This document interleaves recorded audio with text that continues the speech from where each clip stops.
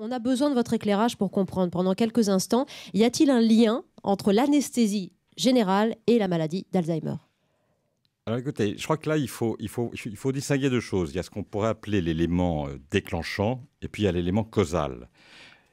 L'anesthésie, ça va être l'élément déclenchant, mais ce n'est pas l'anesthésie qui est à la cause de la maladie.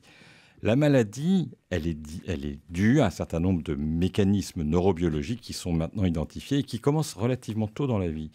On sait qu'il faut peut-être 10, 15, 20 ans de lésions cérébrales avant que la maladie n'apparaisse. Qu'est-ce que ça veut dire? Ça veut dire que pendant longtemps, alors qu'il y a une altération progressive des neurones, on maintient la fonction. On est capable de maintenir notre fonctionnement cognitif parce qu'on a des mécanismes de compensation.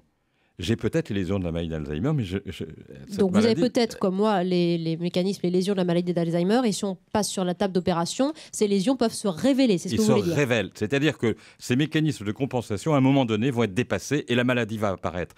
Donc elle va apparaître à l'occasion d'un traumatisme, quel qu'il soit, souvent à l'occasion d'un choc opératoire. Et c'est une histoire assez classique de ces familles qui nous disent c'est apparu après son opération sur le cancer ou l'adénome de la prostate. Il a été opéré, après il s'est mis à être confus, et puis après, depuis, il a des troubles de mémoire qui sont installés. En réalité, l'anesthésie a révélé, si vous voulez, une maladie qui était là, latente, et qui n'attendait que ça pour s'exprimer.